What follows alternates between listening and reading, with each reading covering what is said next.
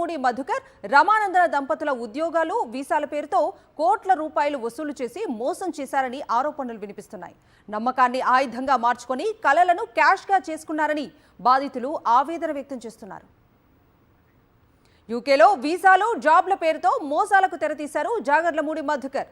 తన భార్య రమానందనకు సోషల్ మీడియాలో ఉన్న ఫాలోయింగ్ను మోసాలు చేసేందుకు వాడారు. యూకేలో కన్సల్టెన్సీ సంస్థను ఏర్పాటు చేసి దందా మొదలుపెట్టారు జాగర్లమూడి దంపతులు. The destiny recruitment staffing solutions ఎండీగా కార్యకలాపాలు మొదలుపెట్టారు జాగర్లమూడి మధుకర్. ఇటు నందూస్ కిచెన్ పేరుతో యూకేలో ఒక రెస్టారెంట్ని కూడా ప్రారంభించారు Jagarlamudi couple. The destiny recruitment staffing solutions కు తెలుగు రాష్ట్రాల్లో ఆఫీసులు తెరిచినట్లుగా బాధితులు చెబుతున్నారు. బాధితులు చెబుతున్న ప్రకారం హైదరాబాద్, గుంటూరులో ఈ సంస్థకు గతంలో ఆఫీసులుండేవి. ఇప్పుడు ఆ కార్యాలయాల వద్దకు బాధితులు వెళ్తే అక్కడ అలాంటి పేరుతో ఆఫీసేమీ లేదనే సమాధానం వస్తోంది. గుంటూరు సిటీలో ది డెస్టినీ పేరుతో గతంలో ఆఫీసు ఉండేది, కానీ ఇప్పుడు జాగర్లమూడి కపుల్ ఆ కార్యాలయాన్ని ఎత్తేశారని బాధితులు చెబుతున్నారు. మరిన్ని వివరాలు గుంటూరు నుంచి మా ప్రతినిధి అశోక్ అందిస్తారు. యూట్యూబర్ నందిని కుటుంబ సభ్యుల మోసాలు ఒక్కొక్కటి బయటపడుతూ ఉన్నాయి. అయితే ఈ మోసాలకు గుంటూరు కేరాఫ్గా మారింది. ఇప్పుడు నేను అరండల్పేటలో ఉన్న ఇది నగర నడి ఒడ్డు. ఇక్కడే ఒక కార్యాలయాన్ని ఏర్పాటు చేశారు. ఆ కార్యాలయం మనకి ఎదురుగా కనిపిస్తుంది. ది డెస్టినీ అనే కార్యాలయాన్ని ఏర్పాటు చేశారు. అక్కడ ఆ బోర్డు పైన చాలా స్పష్టంగా కనిపిస్తుంది. 29 కంట్రీస్, 700 యూనివర్సిటీస్, అంటే 29 దేశాలకు సంబంధించిన వీసాలు, అలానే వీసాలు రెన్యువల్ చేయబడను, అలానే యూనివర్సిటీకి సంబంధించిన ఏదైతే సర్టిఫికేట్స్ కూడా ఇక్కడి ఇదే కార్యాలయం నుంచి బయటకు వెళ్తూ ఉన్నాయి.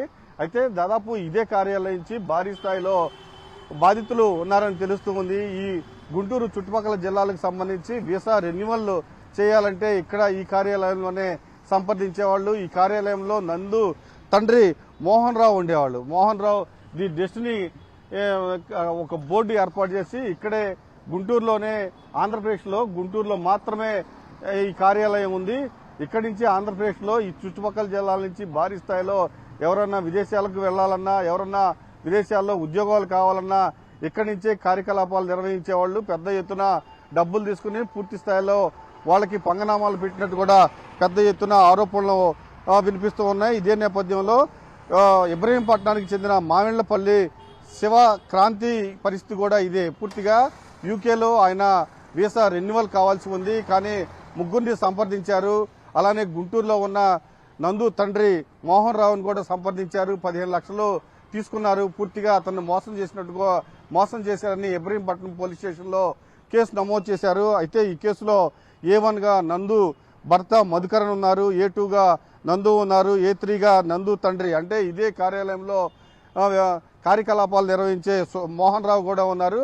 అయితే ఎప్పుడైతే కేసు నమోదైందో అప్పుడే ఇక్కడి నుంచి వెళ్లిపోవడం కూడా జరిగింది. ఆయన పరారీలో ఉన్నట్టు మనకు తెలుస్తూ ఉంది. దాంతో పాటుగా ఏదైతే ఈ ఆఫీస్ను ఏడాది క్రితమే మూసేశారని కూడా స్థానికులు చెప్తున్నారు. కానీ మూసేయక ముందు పెద్ద ఎత్తున కార్యకలాపాలన్నీ ఇక్కడి నుంచే నిర్వహించేవాళ్లు. భారీ స్థాయిలో చాలా మంది బాధితులు ఉన్నారు. చాలా మంది బాధితుల దగ్గర లక్షలు వసూలు చేశారని గుంటూరులో పెద్ద ఎత్తున ప్రచారం జరుగుతూ ఉంది.